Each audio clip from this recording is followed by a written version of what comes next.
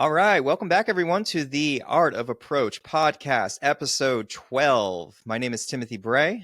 And I'm Will Mulvaney. And we are both dating and approach coaches. And you can find out more about what we do at theartofapproach.com. And in this podcast, as we always do, we're going to review an Instagram reel, a Reddit post, and also a question from our community.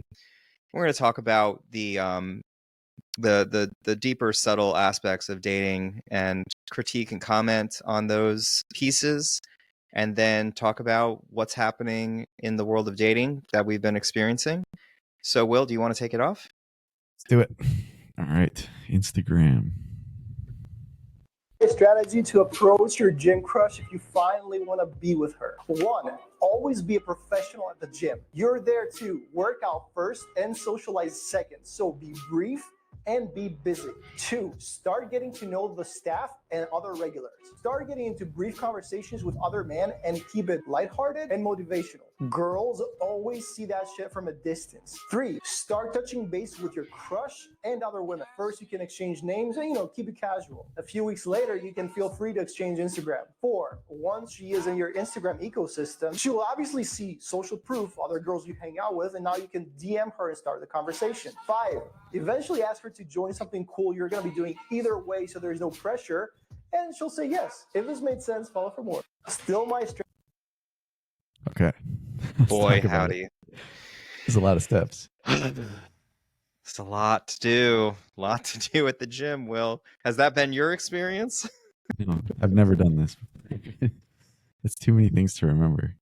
Yeah. It seems like a very long, drawn-out process to do the thing that you could just do when first immediately meet someone.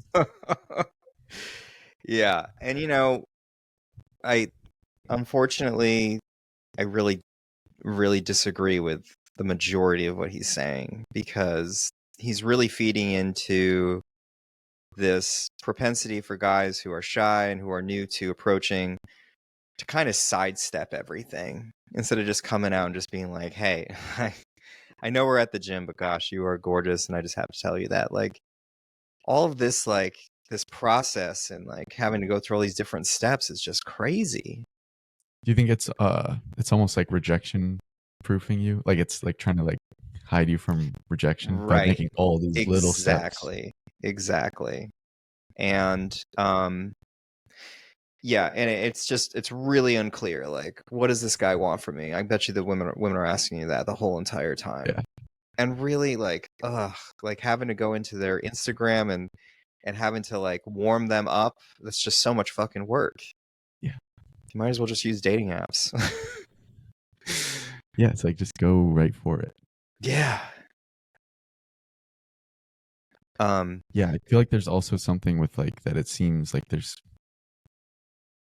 you're really hiding what you really want the whole time up until the 5th step, which is crazy. And he said something about like you can't just spray and pray at the gym. Like you can't just talk to everybody because you need like there's a social circle aspect to it. And I totally disagree with that. I think you can tell as many people that you're interested in that you are interested in them if you're interested in them. Right. There's nothing wrong with that. Yeah. But there's there's the underlying difference between a guy who sprays and prays. Is that a term? Said, yeah. There's an underlying difference between somebody who does that in an ineffective way.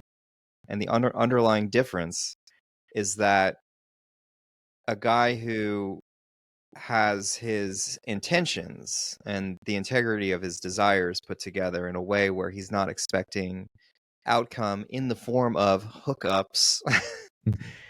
If he has his desires in the correct kind of place where he feels that he's actually has some kind of purpose behind his life and what he's wanting to achieve in the world, then he's going to be able to approach whoever he wants. The guy who is uncertain on what his desires are, uncertain about himself and where he fits in the world, he goes out to the gym, talks to women fucking act like they just saw a bug or something like that,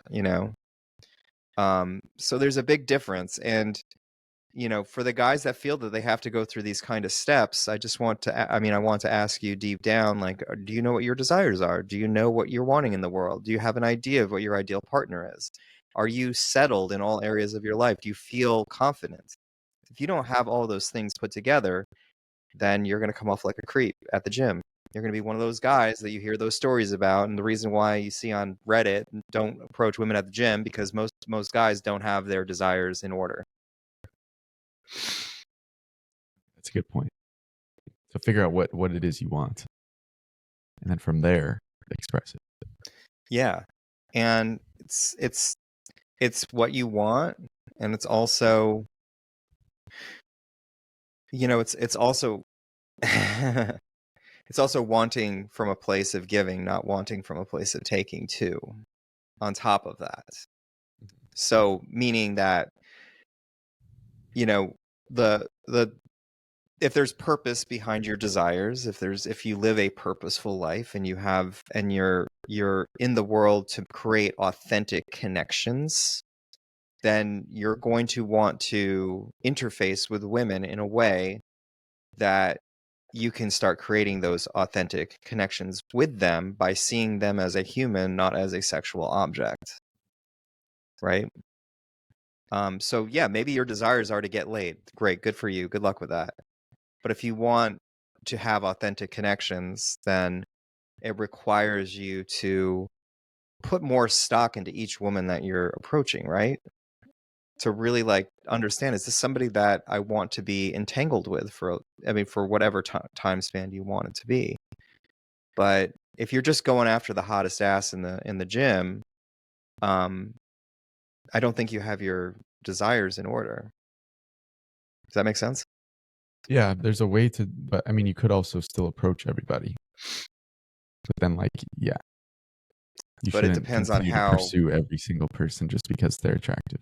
You're right. Physically attractive. You can approach anybody you want, but it depends upon what's going to make for the most productive outcome is that you have your desires in order. Yes. And that you know that as you continue to see if it's a good option for you, this right. person, if this is a good person that you want to continue to pursue something with. Right. Men are very motivated by sex, obviously. And, to a very good degree, women are too, but they just have a different way of working with it, right? Mm-hmm. But what guys who are just purely motivated by sex are missing out on is that there is a lot of chaos and a lot of tragedy that can happen when you're just focused on that. So by adopting a mindset where you're looking for authentic connections, where you're going to not only share your body, but also share something that could be deeper with the attraction that's available there, you're going to have a more fulfilling life. And there's just no way around that. Somehow we think we can just hook up and not have any problems. And that rarely is the case. Yeah. I've hooked up with a lot of girls in that kind of way. Can't say that I'm satisfied with the results. Yeah, you never really end up satisfied in those situations. I have never been. No. You think you will be before, and then it happens, and then you're not. Yeah, it's kind of an illusion. Yeah. Yeah, for sure. Okay, so anything else on that, on the gym approach? I don't think so. Yeah, I think just be more direct. Yeah, don't do all of these steps that make you feel like you're not going to get rejected. There's so much power in being rejected. There's so much that you get from it. Yeah.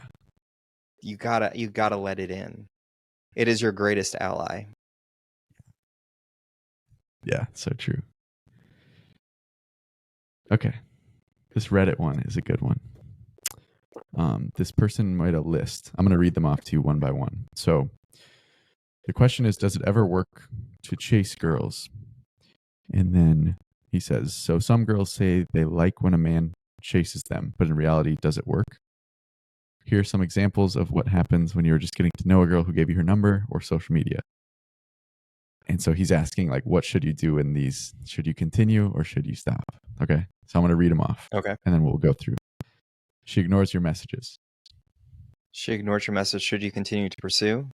Mhm. How many messages do we have here? That's the big question. If it's one missed message, then chances are you should probably continue to pursue. 2 missed messages, stop. Yeah. Should Yeah, for always sure. Dude, for always sure. give them If always you give double text, and then that's follow. yeah. Always give them the benefit of the doubt if they don't respond to one. But if it's more than one, the girl is not paying attention.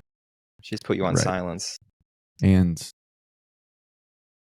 yeah, for sure. One, it's like you shouldn't have your expectations set anyways. You should try to not have any expectations. But if you lose the one, or if you text her once and don't hear back, it's like it doesn't hurt you to text her again, right?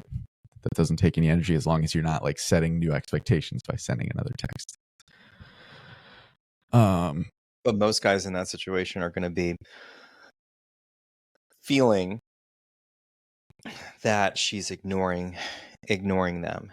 That's ultimately what the emotion is going to be coming in when they don't get the thing. They're going to say, "Oh, she had to have seen that, and so she's just ignoring it, or she's putting it off. She doesn't really care about it."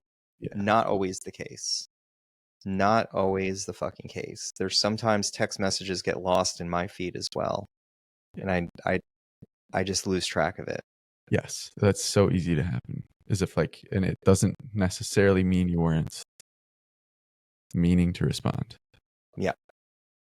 And the other thing is like, if you just met her and you just got her number, like she's probably not like over the moon about you right now. Women are not going reason to to be as over the moon as men are at the first interaction. Women need time to process, to test you, to ensure that you're safe. Yeah. Guys just want to go all in, and that's what they're expecting out of the women. So that's where that feeling that you're being ignored is at. Right. It's like the expectation that she is as invested as you are already, even Yeah. though there's no reason for her to be. Right. Because you haven't shown anything about yourself. Right. I mean, women are like cats, you know, like you come home, you expect your cat to kind of greet you like a dog, but they don't do that. They wait for their own time to come over there and talk to you, right? Yes. Very similar. Okay, this one's interesting. I didn't read this the first time. She blocked you for no reason. The exact words. What do you do with that? Yeah. You don't do anything with that. For fuck's sakes. That's where you like kind of just blocked you for no reason. Run for the hills. She unfriends you. Unfriends you. Also run for the hills. Yep. She responds slow. Responds slow. What do you think that means? That can mean many different things. Maybe like that's definitely not a reason to stop. No, definitely not a reason. If she's still in communication with you, yeah, don't think anything of it. No. There could be a million reasons why she was responding slow. Just continue on.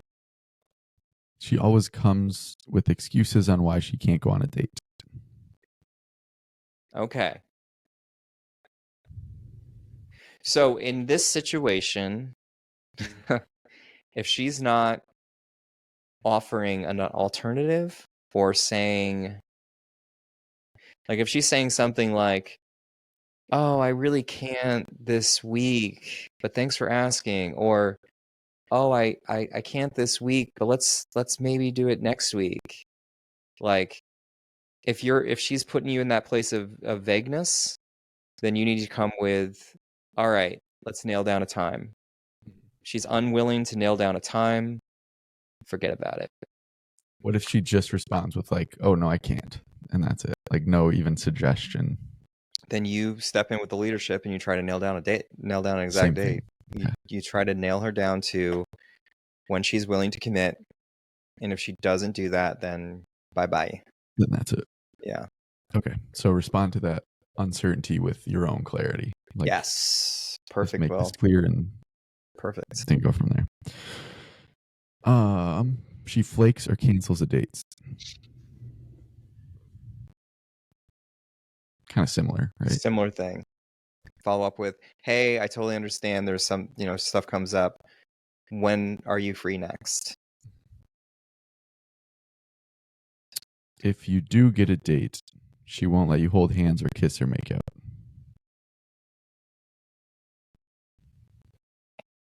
That is not a clear indication of one thing or the other. That is merely her speed that she's wanting to take it at. And you should be honoring the speed that she wants to take it at. If you go on like 3 or 4 dates, maybe you should expect to see some kind of physical interaction of some sort, I would think. Say maybe 4 dates. Could you talk about it at that point, do you think? Yeah. You could, I think it'd be a great thing to address is, during one of, if you're like 3 or 4 dates in and you've noticed that she's been a little hesitant to connect physically to you, say something like, I've wanted to kiss you for a while now, and just like leave that out there and just see what she says about that. And just get a sense of where she's coming from there. What do you think about the phrasing, like, if you do get a date? If you do get a date. I feel like that's a weird. It's like she's giving you a date. I think you want to rethink about how you're thinking about dates in general. Yeah. Okay. When you suggest a second date, she just says she is busy or let's meet another time, and she don't give you a proposition for another date to meet. You give her she don't. You give her a proposition for an exact place to meet. Yes.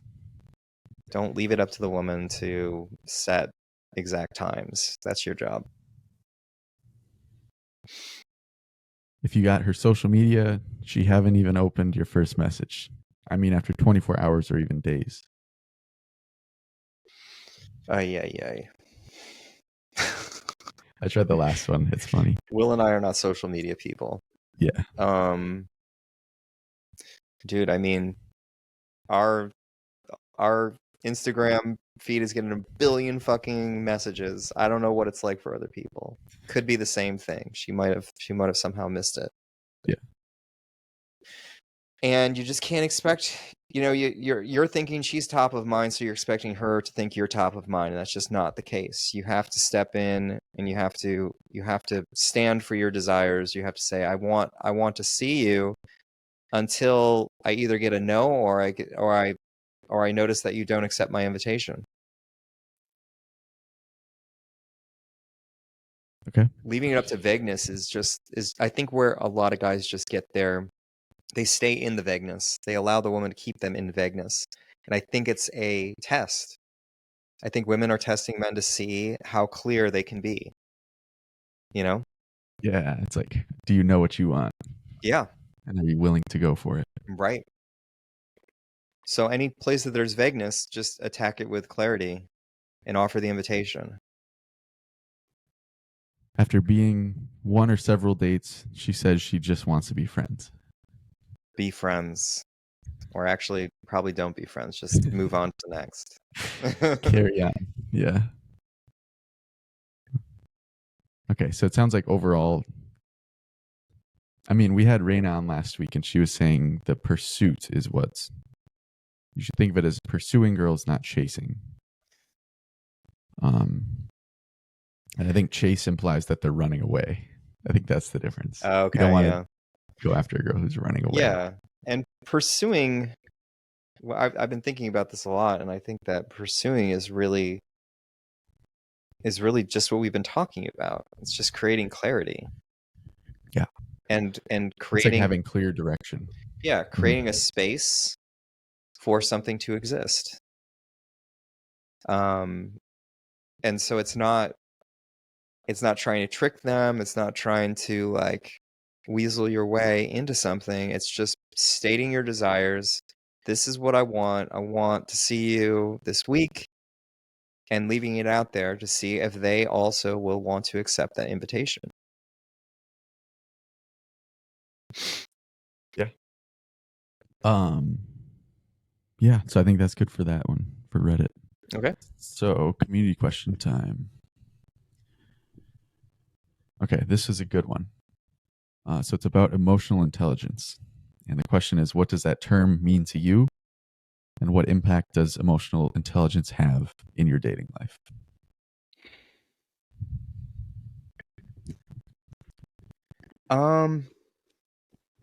So I think emotional intelligence to me means that, well, let's just talk about emotions in dating first, Okay. so we can understand what the intelligence part comes from that. So when we're going through all of these different steps in the dating pipeline, we're dealing with emotion. Emotion is at the forefront. And that's the reason why when we go up and approach somebody new, we can't act the way that we would think that we can act, because emotions take over and emotions guide us. When you're in social situations, emotions are kind of what your fuel is to some degree. You're in a reactive state, so you're reacting to emotions. And emotional intelligence is really, in dating, is really a matter of being aware of your emotions and understanding not just when they come up and not just what they are by labeling them, but also by what are the underpinnings. What is it about your history that makes you believe that you are who you are in this particular moment? Because you've been, up until maybe recently, when you've become more aware of your emotions, if you're on that journey of understanding your emotions, up until now, you've been in a reactive state throughout your entire life. You've been kind of in autopilot, reacting to this thing in that way, and that thing. So emotional intelligence is understanding what got you here, what defines you, because we have, the way that the human body works is that we internalize traumas from all different areas of our lives that are based on an extreme emotional experience, and we use those traumas to kind of guide us through safety throughout life. So when we start to become aware of our emotions and how we're reactive to them, we can start to see how some of these ways that we work in the world are actually obsolete. And we can start defining who we are in the present moment as who we are now, with the autonomy that we are allowed to have in the world. And we can create a version of ourselves that will eventually acquire all of these very strong characteristics that women are interested in. Courage, confidence, charisma, and charm is all done through recognizing who you are in the present moment and what you have available to you in terms of what you have freedom over. But if you're in a reactive emotional state, you don't have freedom over who you are in the present moment. Yeah, it's very hard in those emotionally charged moments to not, yeah, like you said, react. Like, let the emotion decide Yeah. how you're going to act. And we've talked about that with fear specifically, which is like not letting yourself tell a story about what the fear means. About like, oh, I'm feeling this way, so I need to hide or I need to get away. Or perhaps creating a new story about what fear actually is. Yes. Because fear is the label that we put upon an intense emotion. These emotions, we feel that they all have a label already, but ultimately that label of that feeling of an increase in energy that we're feeling throughout the body, we have the ability to label that increase of energy however we want to. Right. So it's the same thing that I've talked about, like when we're out there in the field approaching women, we get this rush of energy and we're like, oh, it's got to be anxious energy because I'm anxious. So that's obviously what it's got to be. But I question that. Isn't that the same amount of energy that you could have if you were in a positive mood going up and talking to women, what would that energy be? It would be the energy that would fuel you to present yourself to them with a lot of energy, you know? It's like excitement, like you're going into the unknown. Fun, You don't know what could happen excitement. here. Yes. And you want to bring your full self. Yes. And that energy is being like, you need this right now. You need to be 100% here. Yes. Here's this energy for you. Yes. But we so often label it as like, oh, I'm nervous. Yeah. So I'm not going to do it. And then we try now. to push that down. Oh, we can't be feeling that. We got to find a way to not feel that anymore. But it's really the fuel that gets you out there in front of women in your peak state. Yeah. And I think a big part of the emotional intelligence piece is going through it enough times that you can kind of, what the feelings are. Because when you have like overwhelming amounts of what we call anxiety, which you could call excitement, whatever, it's just the sensation of like energy in a way. Yeah. Once you're used to that, it's only overwhelming when it's like a new level of, or a level of that feeling that you don't have often. What's the new level? What is it actually? What's a new level when you move up into a new level? What is that level? Uncertainty. Yeah. Yeah. Because you're like, I don't know what's going to happen now. I've never felt this way. I've never been up on this level before. Yeah. Who knows what's possible? So I think that's the biggest thing, is it just feels overwhelming. And you're like, how can I just not have this anymore? How can I stop feeling this way? Yes. When really what you want to do is like, oh, what is this telling me? How can I use this? Yeah. Yeah. 100%. And then go approach. Yep. So yeah, there's massive benefits in really going through that. Doing shadow work with Raina is one way to do it. Yeah, everyone should go listen to that episode. That episode was powerful. So good. Yeah. Yeah, Raina's been working with Will and I and redefining who we are as men, and it's been a very liberating experience. Yeah. Yeah, so emotional intelligence overall is just, I think it's awareness. Knowing what is going on in your body, what is a feeling, like what is the emotion, and what is the overlaying story on top of that emotion. And once you have that, you can define your life now. Yeah. You're no longer subject to the chains of reaction. Right. So good. So yeah, I think like a mindfulness practice, like me and Tim have talked about before, having like a meditation that you do where you just notice those things. There's even specific ones. I know with Sam Harris's app, Waking Up, he has ones where like you think of a moment that like brought up anger, frustration, or whatever in you, and you allow yourself to feel the feeling, and then you hone in on that feeling, and you realize like, oh, this is what it actually feels like, and there's nothing in that feeling that's actually the story about why you were so mad. Right. And once you focus in on the feeling as well, it just fades away. Like it has a very short half-life. Yes. It'll go away in a matter of like 10 seconds. And the thing that people feel when they're feeling emotionally distraught is not actually the emotion, but it's the pushing away of the emotion, the resistance to it that creates the distress. Because if you allow that emotion to come in, you realize that it's actually not a bad feeling after all. Right. But you've just been resisting it and pushing it down. It keeps wanting to come up. Yeah. You're never going to keep it down all the way. It's going to be the rest of your life is just pushing it down. Yeah, you don't ever get rid of it when you do it that way. It has to come out. It has to come out for sure.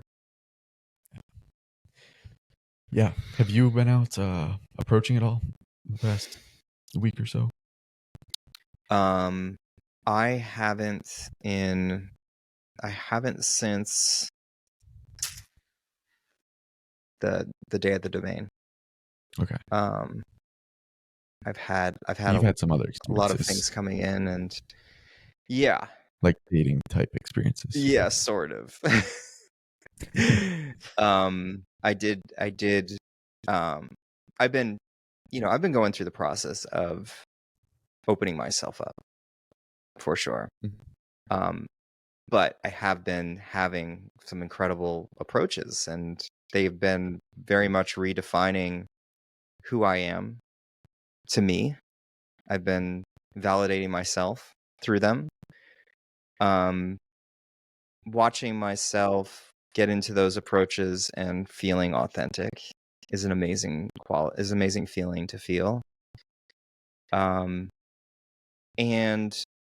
so since the last time that we went out approaching, I had a birthday in between where, thank you, and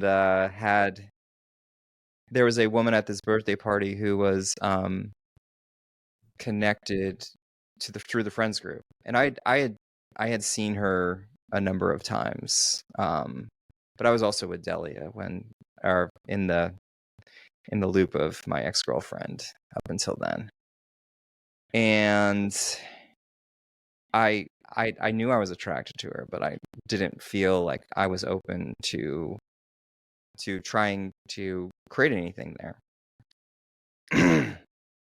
Since I cut the cord with my ex, I realized, I was like, oh wow, there's an opportunity that I want there. And so I had mentioned that during that group during that gathering that I did date coaching, and she was like, oh wow, I need help with that. I've got two boyfriends that I'm working with here.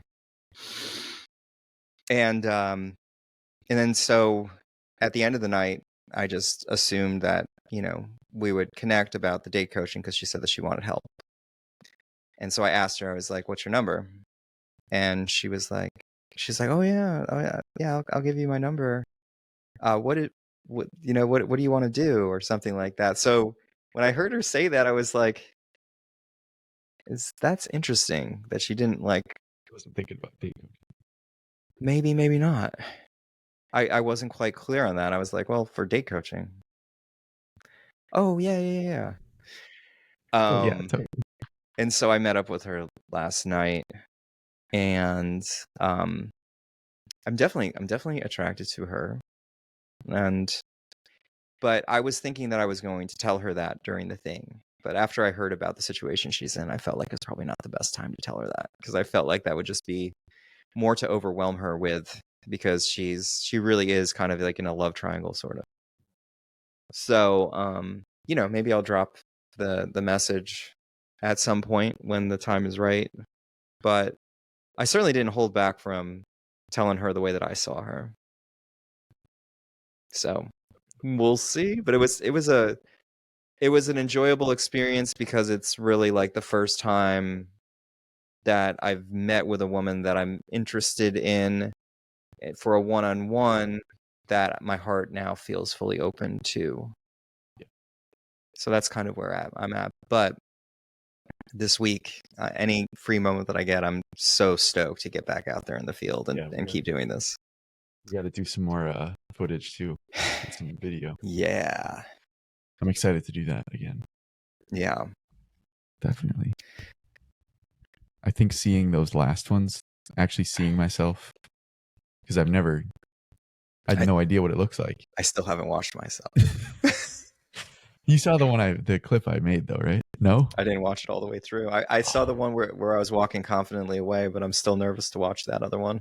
Okay. Did you see the ones of me?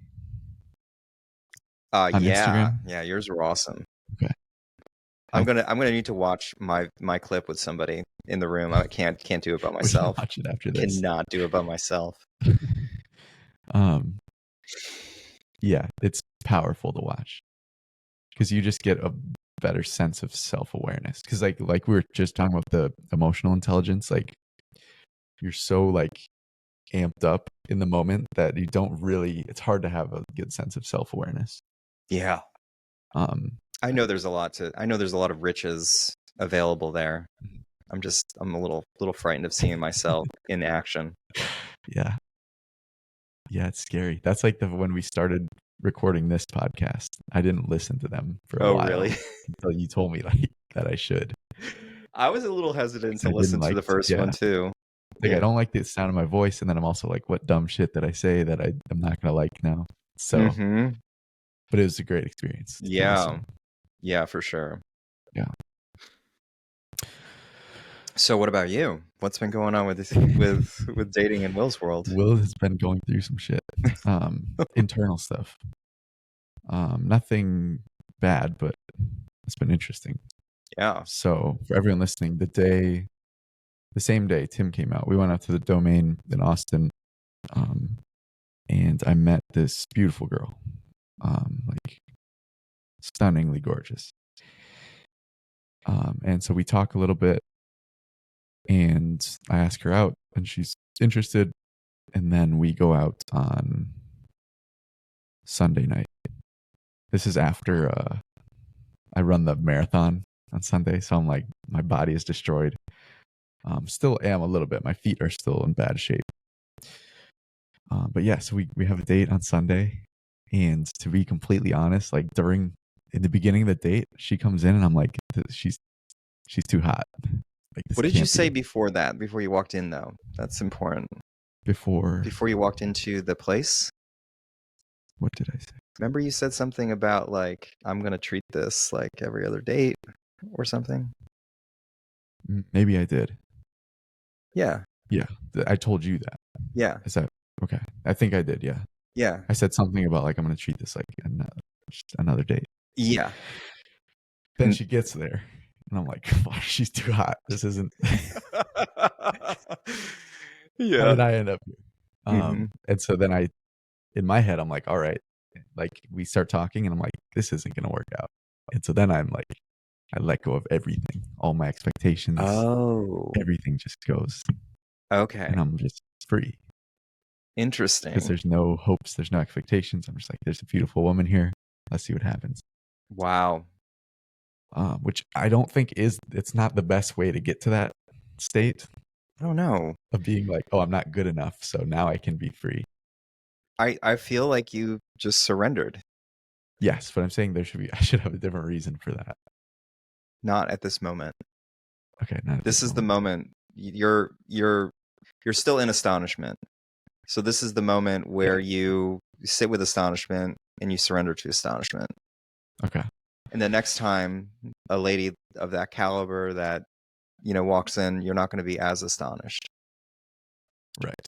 Okay. So yeah, regardless of if it was good or not, it happened. Like, I was astonished, and I was surrendering, and because of that, I was free, and we had an amazing date. Like, we were talking about all kinds of stuff, getting deep. We have a great time. Afterward, it's pretty clear from both of us that we want to see each other again. And I text her 2 days later. I sent her a voice note, just like, hey, I said something about the date, and then I said, like, I want to get together this week. I'm free this or this day. Then I don't hear back for the next like day or so. And I was just telling Tim I was being cooked. She was cooking me. Because I had to just sit in that feeling of like, because I thought it was so certain that we were going to get together. And then just having that period of time where I was like, oh shit, did something change? Tell Like, the what's story the about thing being now? cooked, Val, from your experience. What was that Being story? cooked? Yeah. Yeah. Okay. That's like a jiu-jitsu term. Yeah. That one of my old coaches would always say, and it's when you get someone in an uncomfortable position and you're kind of in control and you just hold them there. And so they're like, they can't really breathe well. They're like really uncomfortable, and you're cooking them. And so that's the way I feel when I don't get it, when I'm like feeling good and then I don't get a response back. And it's like, I'm being cooked, and I'm being like, she's making me just think about and like come to realize what my expectations were becoming. Because after that first good date, now I have expectations. So it's like, I go in and surrender to the astonishment. Then the date goes well. She wants to see me again. And then, okay, well, now I have expectations.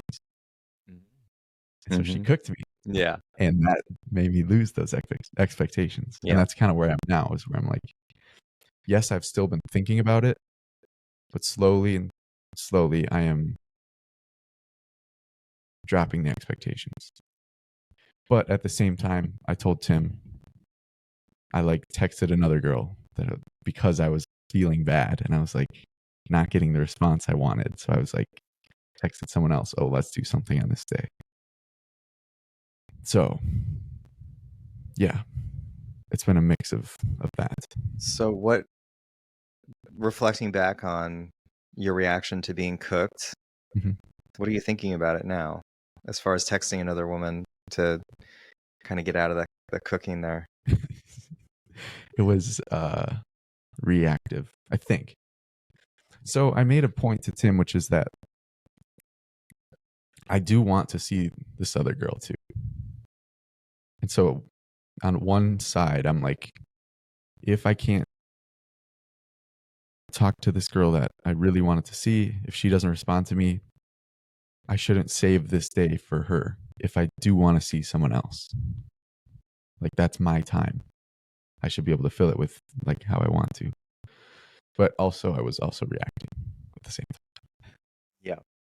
So there may be a similar term for that in boxing, and I've been watching a lot of boxing documentaries, and I was watching the Muhammad Ali, George Foreman boxing thing, Rumble in the Jungle, I think it was. And there was a couple rounds where Ali just took the fucking punches from this fucking giant of a man. Yeah.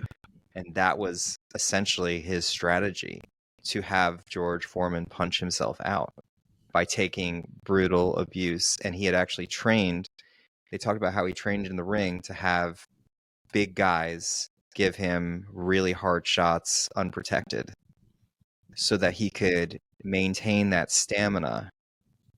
And I think there's a lot of power for this here as well, to be able to sit with the with the pressure cooking of a woman not getting you back, and you have getting to back to you. There's like a certain type of courage that it takes to like stand tall and maintain your composure in that state, stay in it. Yeah Which I kind of found that today, but then I guess I lost it. I forgot about it. It's totally human to want to get out of that being stifled and choked by uncertainty. Yeah, it's just like a feeling of discomfort, and there isn't really a reason, because she just didn't respond yet. Like, she didn't respond yet, but she did earlier today. She did 20 minutes ago. Which is pretty insane timing. Yeah. Yep. Makes no sense. But again, she showed me something there, which is my attachment to outcome, my expectations that I put on things, and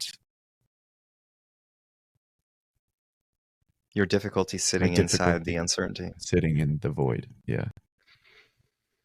And being like, all right. Yep. I'm okay. But there's a unique opportunity here to build a skill. Yeah. Of sitting in it, instead of, finding some kind of relief outside, because you reaching out to the women that you reached out to, it's not authentic. You're essentially using them to release some of the pressure. Yeah. Yes, my intention behind talking to them or asking them was not entirely because I just want to see them. Right. It was also a little bit because, get me out of this. Sure. Get me out of this feeling. Sure. And you admitting that releases you from the guilt of that, because you're being authentic about your inauthenticities in this moment.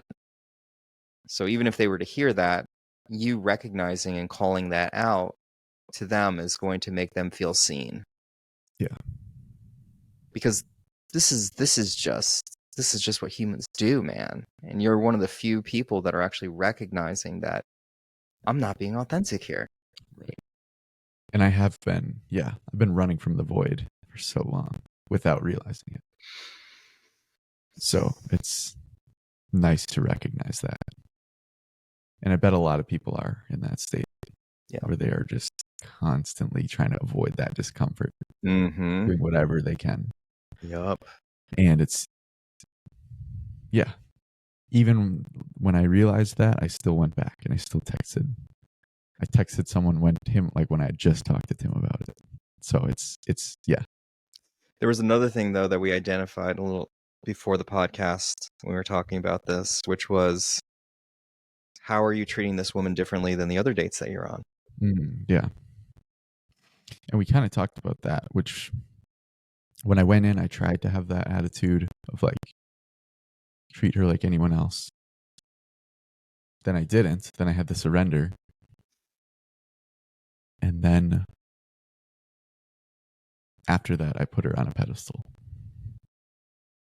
After I thought it could actually go somewhere, I began to think, oh, I need to like step up who I am. I need to be someone better now. Yeah. There's if you're a guy who has a lot of dates lined up and has the kind of abundance that Will's experiencing with where he's brought himself into the world, there's going to be that, that thing that's going to come up where you're going to think, if I'm feeling that this one woman is not giving me the attention that I want, then, I've got plenty of others. I'll just, use them to release some of that pressure. It's totally reasonable. But the other thing that he's dealing with is also, the level of interest that he has for each woman as well. And I think a smart way of going about when you're dating multiple women is to imagine that every woman is the same. Now, Will's current lady, she's very beautiful. He showed me a photo of her. But that exterior beauty can only go so far. And there's so much more about who she is and what she brings to the table that's going to really excite somebody. Or excite Will or whoever we're talking about. So it's best at the early stages of this process to treat all the women the same. That way you kind of avoid putting them on a pedestal. You're saying early on. That's what you're saying. Treat them all the same. Once you get to know them, then that changes. Then that changes things for sure. Yeah. Yeah. Yeah. So that's been that. I've been feeling weird these past couple of days. I've just been feeling like unease, uncertainty. Yeah. Well, you're in the void. I'm in the void. That's what the void feels like. Yeah. I mean, it's like being in a sauna. Like, you don't think you can handle being in there for longer, but you give yourself another 15 minutes. You're like, oh, wow, I just did that. Right. And you can handle every moment in there. But it's only when you think of them as like a span of time. When you think of like, oh, I have 10 minutes left. Right. That's when it gets hard. But every moment is bearable by itself. Yeah. Yeah. Good stuff, man. What else is going on? We've got our group meeting this Saturday. So if anyone's in Austin, single guys looking to get out approaching. Yep. We're going to be doing that every Saturday. We're doing that every Saturday. That's something you can find out about at theartofapproach.com. You can message us. Yeah, there's a section on our website that says if you're in Austin, join our men's group. That's how you just give us your email and we'll send you some more information about it. Yeah, that's going to be good. I think that's going to be fun. Yeah. Good way to get people involved, get people around get guys looking to improve their dating lives around other guys who are also looking too. And not just looking for the quick fixes, not for like the dating apps. Meeting real women in real life, selecting who you want to talk to, making your own decisions about who you want to be with. It all starts there. Not using alcohol. Yeah, not using alcohol. That's a big one. Okay, how do you suggest? There's this guy I know who has told me, like, I've told him about our group and he's very interested. He hasn't made it out yet, but he told me one time, like, oh yeah, I need to stop going out to bars just to go talk to girls. But then like the next week he was like, yeah, I did that and I'm hungover today. Like, how do I go at that kind of situation? Because I'm not going to preach to him about how alcohol is bad and like all that. But I also want to be like, dude, there's another way. You have other options. Well, I mean, first off, alcohol is bad. Right, but me just telling him that isn't gonna. But the way you can do it is you can say, alcohol does not really allow for connection. Alcohol gives the illusion of creating connection, but you're not really creating connection because alcohol is people say it's a social drug, but it's actually an isolationist type of drug. Right. It opens you up, but it doesn't let you see other people. Right. Yeah. So I would explain that those are the dynamics that you're working with, because ultimately you're just not. Man, at my birthday party, people brought wine, and I was like, I'm not drinking that shit. Nice. And I started to remember, how I would be with alcohol in my system. And I remember that there were so many times that I'd actually be censoring myself because I didn't want to say something ridiculous, which I was very prone to say. And it was funny because at one point, Jeremy was recollecting a story about me talking to women when I had drinks. And he said something like, yeah, you would just go up to women. You just would say, I want to ravish you. What? That's direct. It's very direct. Yeah, I know, dude. But like, it's crazy though. There would be, the day, practically every day after I'd be drinking, I'd be like, oh my God, what the fuck did I say last night? Yeah. I remember having that feeling. Right? That anxiety the next day where you're like, what did I say? And just stupid thing. Just the total difficulty in expressing myself at certain points when I really wanted to express myself. It really just doesn't set you up in the right place. Sure, you feel like there's less fear, but that's about all you're getting. You're not really getting connection. Yeah. And you get more fear without it because you start building like a tolerance on like, that's how you open up. Now it gets harder to open up. That's the only way to open up. So that's the way I have to do it. I'm not allowed to open up unless I'm drinking. Yeah. Yes. Yeah.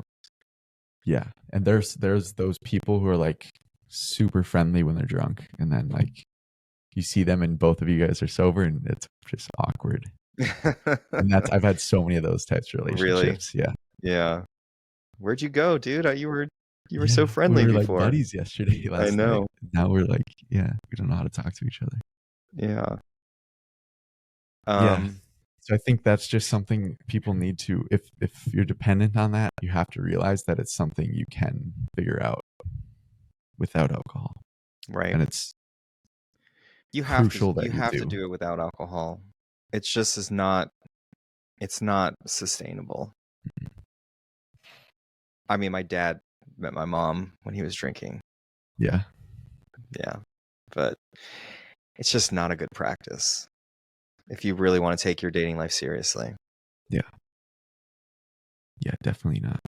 I remember when I read The Game the first time, he mentioned something about like how a pickup artist can't be drinking too much. Like he can have like one drink maybe. And I was like, my mind was blown. And that just shows what mindset I was in at that time. I thought that like, oh, they must be like drunk to be able to do this. Because that's how I was. I was like, I have to be like intoxicated, very drunk to like for sure have the confidence. Yeah. I think going to a bar and having one drink is fine. Yes. Yeah.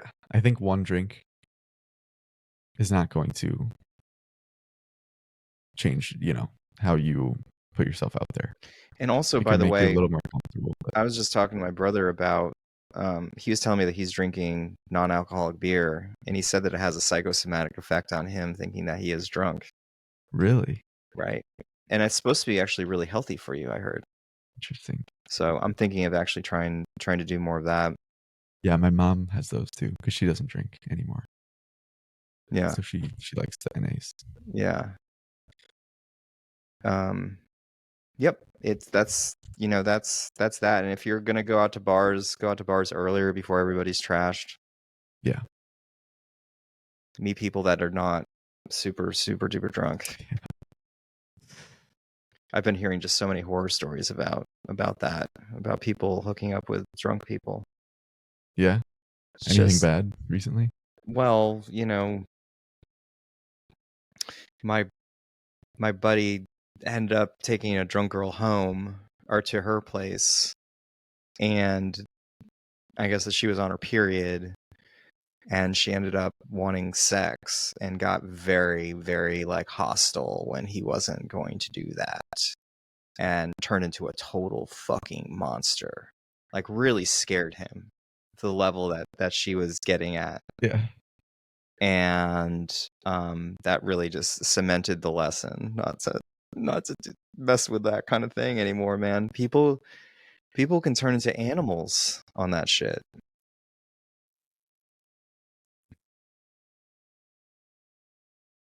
Yeah, there's a switch there. And alcohol, yeah, that does it.